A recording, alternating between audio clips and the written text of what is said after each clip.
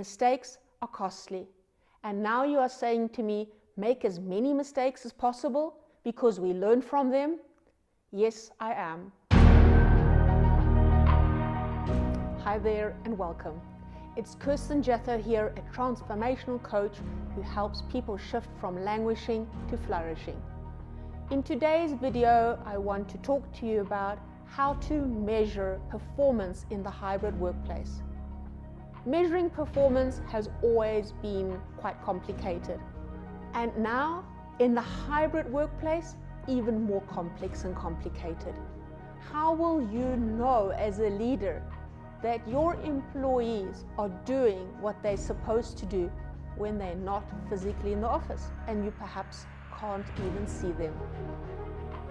I had a coaching client who started with this conversation many years ago with a visual on if she would be at a Caribbean island sipping cocktails in the sun.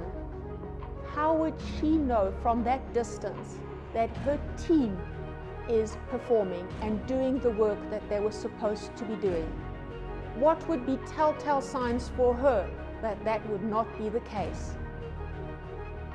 It was a long process that we had to go into and discover. However, we came up with a 7-step process that helped her to do exactly that. And now, 4 years later, she has achieved that. So the 7 steps I'd like to share with you are, the first one is be open-minded and learn to trust your team. You need to let go. The second one is allow your team to solve their own problems.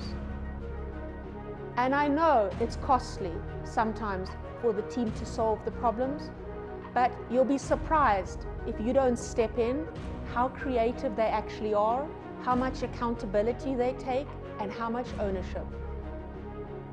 The third one is, if a complaint does come in, don't just fix it, analyze it. Understand where in the procedure or process things did not go well. Was it the process? Was it communication? Was the person not skilled? What really was it? So you need to understand and analyze that step by step. The fourth one is, which I think is very difficult for most leaders, is to develop, as I would call them, crocodile arms. Don't jump in and fix it. Keep your arms off it. Allow the team to fix it.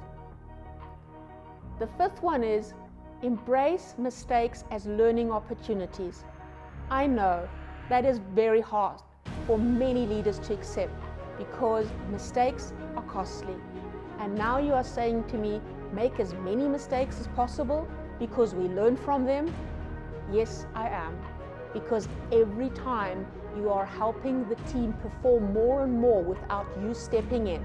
The sixth one is develop a system that while you are at the Caribbean islands, you get warning signs through a system that actually tells you things are not going well and that you can review them and look at them.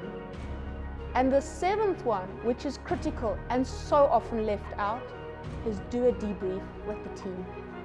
Debrief with the team afterwards and see what worked well and what didn't work well. So these 7 steps help a team to actually determine where they are performing and where they're not. As I mentioned before, it does take time. It is a process and you need to practice it. As well as that, you have to change it and tailor it to fit your organization as well as your team. When it comes to human behavior, there just isn't one size fits all. You need to design your size for your organization. Enjoy finding out how you will measure performance in the hybrid workplace. It is possible, trust me. Thank you for watching, and I look forward to connecting with you in the next one. I don't want you to miss anything, so I want to invite you to join me on social media, subscribe to my YouTube channel, follow me on SoundCloud, and like me on Facebook.